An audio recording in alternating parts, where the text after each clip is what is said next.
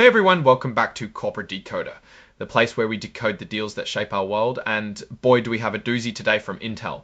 It seems Uncle Sam is getting into the chip business, and not just with a handshake, but with a serious chunk of cash and a piece of the company. Intel, the tech giant, just announced a massive agreement with the US Department of Commerce, and it's a big deal. We're talking billions of dollars moving around, and more importantly for us shareholders, Intel is handing over a significant slice of its stock and some juicy warrants, essentially as a thank you, or maybe a down payment for government funds. This whole thing kicked off with an agreement called the Warrant and Common Stock Agreement. Basically, the US government, through the Department of Commerce, is giving Intel a whopping $8.869 billion.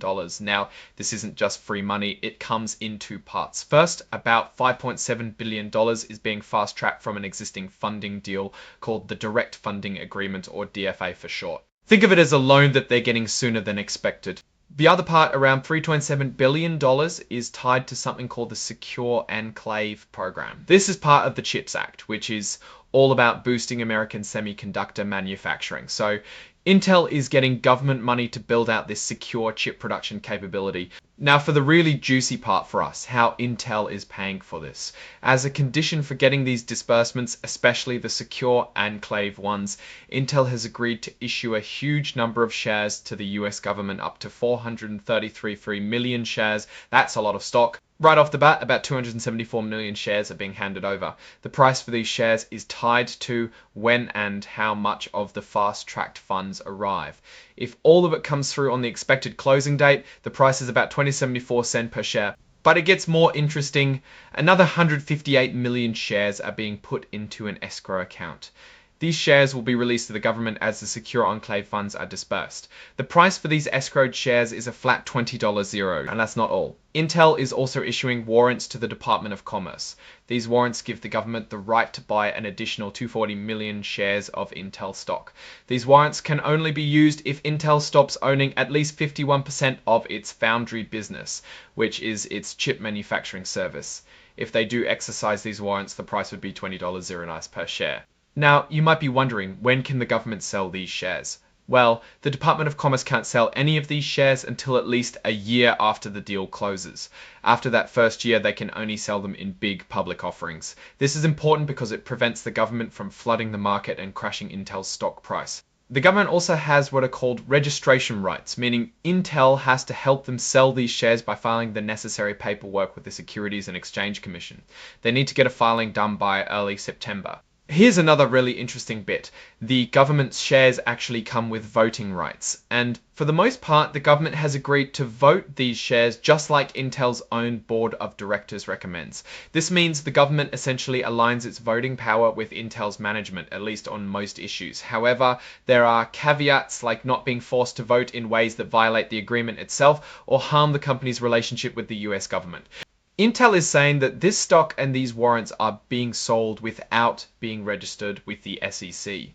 They're relying on an exemption for private sales, meaning it wasn't a public offering. This is pretty standard for deals like this. Intel also put out a press release about this on the same day, August 22nd. This is just standard procedure to announce big events to the public.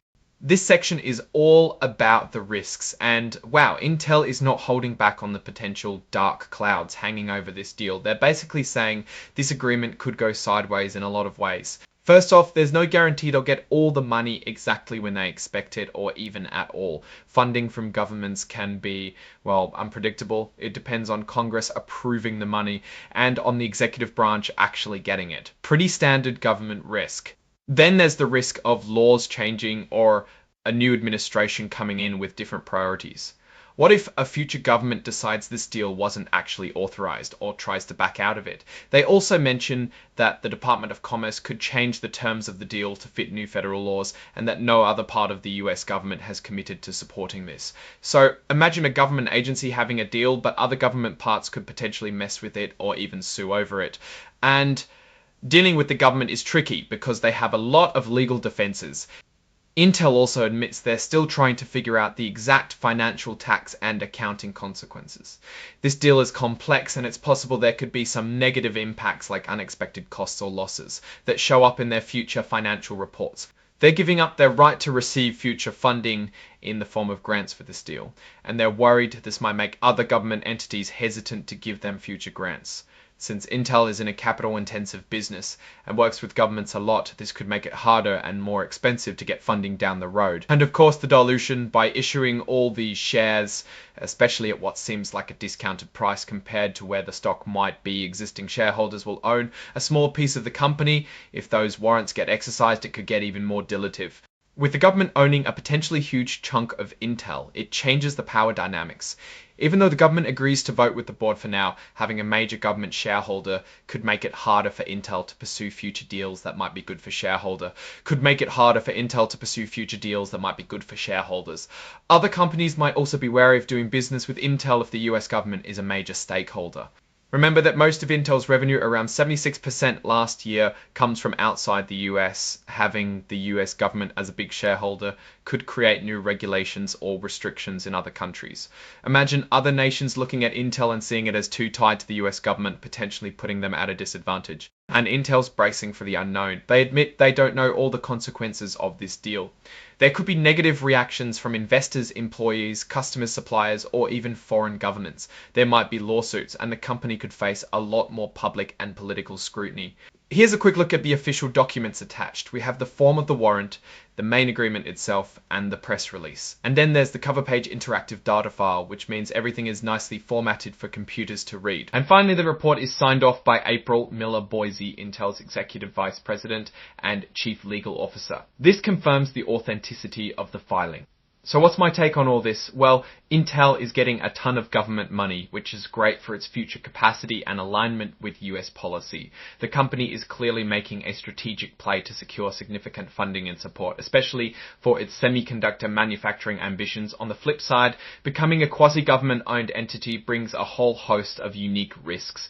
Intel is betting big that the government's involvement, while potentially restrictive and dilutive, will ultimately accelerate its growth and secure its place as a leader in domestic chip production. The valuation of the stock given to the government, set at $20 respectively, seems to be a considerable discount to current market prices, which is a direct hit to existing shareholders. The biggest unknown, though, is how this government stake will play out in the long run. Will it be a strategic advantage or a stifling burden? The company's future operations outside the US could be particularly sensitive to this new shareholder. It's a bold move, and while the upfront cash is substantial, the long-term implications of the US government as a major shareholder are still unfolding. We'll be watching closely to see how these new complexities affect Intel's performance and strategic flexibility. Alright, that's our breakdown of Intel's latest filing. What's your take on this massive government partnership and what it signals for Intel's future? Drop your thoughts in the comments. If this analysis was valuable, hitting that like button really helps, and subscribe for more deep dives. Don't forget to check out the Discord in the description. Thanks for watching. See you next time.